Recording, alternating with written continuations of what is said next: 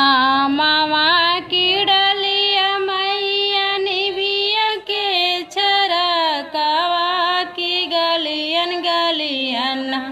माता फेरिया लगावेली की गलियन गलियन